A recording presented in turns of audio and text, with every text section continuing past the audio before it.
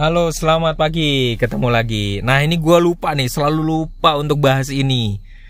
Kita lagi-lagi bicara soal kartu kredit di akhir tahun, ya kan? Kita nggak ngomongin pay letter, oke? Pay letter itu salah satu alternatif jika kita nggak punya kartu kredit. Tapi tentu biayanya agak lebih tinggi ya. Kita bicara soal kartu kredit. Jika sebuah perusahaan atau kantor di mana rekan-rekan muda, bapak ibu bekerja, biasanya payrollnya ada kan salah satu bank. Nah, bank itu biasanya nawarin kepada Anda kartu kredit. Kadang-kadang ya kalau bicara soal kartu kredit ya, ini karena kita bicara di akhir tahun ya, menjelang tahun 2025, di akhir tahun 2024 ya.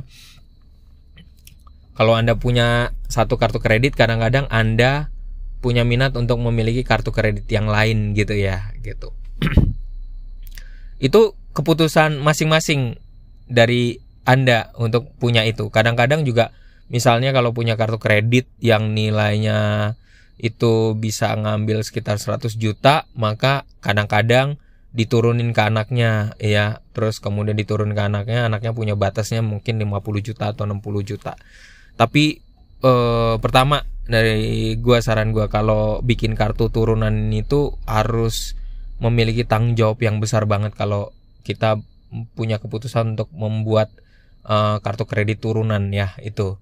Kedua, kalau dari pengalaman gua termasuk pribadi yang nggak suka punya kartu kredit banyak. Jadi satu aja cukup karena sebenarnya nggak terlalu minat sih punya kartu kredit karena berpotensi pengen ngutang gitu. Apalagi kalau di hidupnya itu keuangannya nggak menentu, terus punya kartu kredit itu jadi lapar mata, bisa lapar mata. Jadi seakan-akan kayak punya duit banyak, padahal kartu kredit itu tujuannya bukan ngerasa kayak banyak duit, bukan. Tetapi sebenarnya alternatif, kartu kredit itu alternatif saat Anda tidak memiliki uang di saat itu ketika untuk membayar, dan itu biasanya ada limitnya. Dan gue juga limitnya nggak gede-gede karena gue nggak terlalu minat sekali lagi punya kartu kredit. Tapi kebijakan masing-masing dari Anda ingin punya kartu kredit silakan ya. Nggak punya juga nggak ada masalah kok. Kalau punya pun kita harus belajar untuk bertanggung jawab karena kita memakai dibayarin dulu oleh bank, kemudian baru Anda membayarnya. Nah, tips sebenarnya nggak jelek banget kok. Kartu kredit itu nggak jelek, sama sekali nggak jelek. Kita ambil contoh.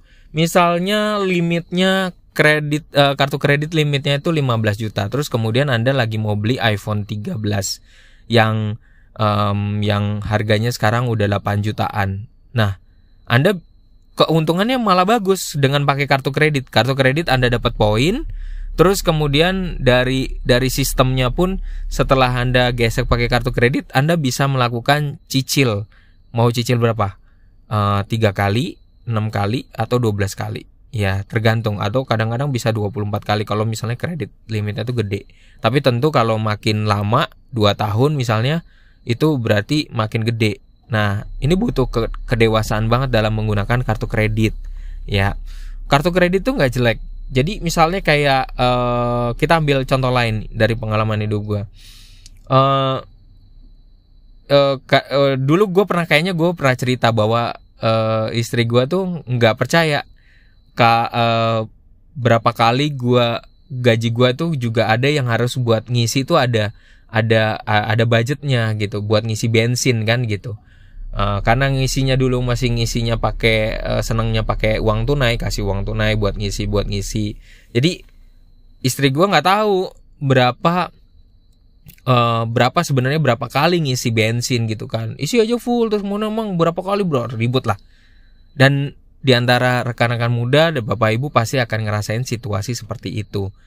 Nah, makanya gue setiap kali ngisi bensin, gue pakai kartu kredit. Nah, apa yang keuntungan yang gue bisa dapat dengan memakai kartu kredit? Pertama, gue dapat poin. Kalau ngisi di tempat bensin tertentu, gue bisa dapat poin. Kemudian kedua, gue bisa ngontrol jadinya dalam sebulan tuh berapa gitu. Tahu berapa budget buat ngisi bensin, tahu berapa dengan kenaikan harga bensin. Kadang-kadang gue juga bilang, guys, aduh bensinnya sekarang jadi agak mahal nih. Sempat kan agak mahal banget kan, sekarang diturunin drastis gitu ya, agar ya mungkin pom bensin supaya bensinnya juga tetap nggak supply-nya nggak terlalu over ya. Jadi dia dimurahin aja. Dan keuntungannya dengan memakai kartu kredit, lo bisa ngitung budget lo. Setiap kali masuk, masuk pom bensin, jadi bisa langsung ketahuan setiap bulannya. Oh, ternyata segini. Nah, kalau ternyata dengan bantuan kartu kredit, jadi lo tahu berapa pengeluaran bulanan untuk bensin. Dengan begitu lo juga akan melakukan rebudgeting lagi. Apakah gue memang harus naik mobil, ataukah gue bisa naik alternatif lain, misalnya naik Transjakarta atau naik kereta KRL atau MRT. Lihat mana yang paling kita perluin. Kadang-kadang kita juga naik mobil juga sering capek loh. Kita capek banget, apalagi kalau jaraknya jauh gitu ya. Naik mobil memang enak, tapi kita nggak bergerak. Padahal dengan cara bergerak, misalnya kita selang-selingin, kita akhirnya naik kereta gitu. Kita jadi bergerak juga kan. Bergerak membantu kita membakar lemak kita juga gitu. Nah, itu salah satu contoh.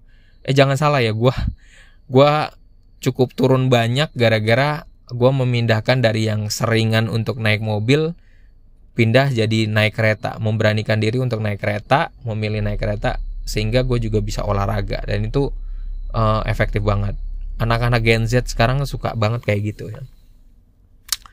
Jadi kartu kredit nggak selalu jelek, tetapi tergantung dari kartu kredit itu di tangannya siapa gitu kan, di tangannya siapa.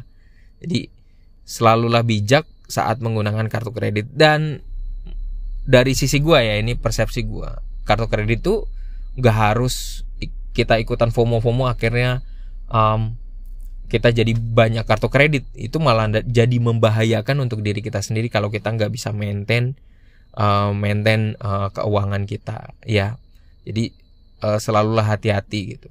Bahkan kadang-kadang kita jadi lupa ketika mentang-mentang kredit limitnya itu gede, kemudian kita pakai kartu kredit gitu. Bulan ini aja istri gue bisa sampai lupa untuk bayar kartu kredit gitu.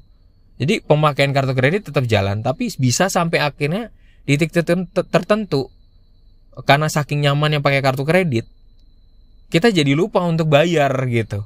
Sekali lagi, kartu kredit itu bukan uang tambahan yang diberikan bank kepada kita, bukan, tetapi alternatif sementara saat kita tidak memiliki uang. Jadi istri gue kadang-kadang pakai kartu kredit buat dapetin poin, lagi belanja untuk kebutuhan sehari-hari cukup gede. Jadi untuk kita 1 bulan, terus kemudian dia bayar pakai kartu kredit. Nah, kali ini dia lupa nih untuk bayar kartu kredit. Nah, ini nih yang kayak gini teman-teman makanya selalu gue bilang dalam setiap sesi gue kalau lagi ngasih keuangan, setiap bulan harus buat laporan keuangan. Dengan otomatis ketika kita membuat laporan keuangan, kita membangun mindset kita untuk tidak lupa membayar cicilan kita, utang-utang kita di kartu kredit gitu. Jadi kita melakukan mindset dengan budgeting itu, kita melakukan mindset untuk mempolakan bahwa setiap kali gajian ini ada hal-hal yang harus gue bayar untuk 1 bulan ke depan gitu. Jadi kartu kredit itu nggak pernah salah. Tergantung kepada setiap orangnya. Salam dari gua, Lembu Tambun. Terima kasih untuk tetap bergabung di podcast Jurnal Lembu. Semoga menginspirasi dan bagikan jika ini bermanfaat bagi orang lain. Terima kasih.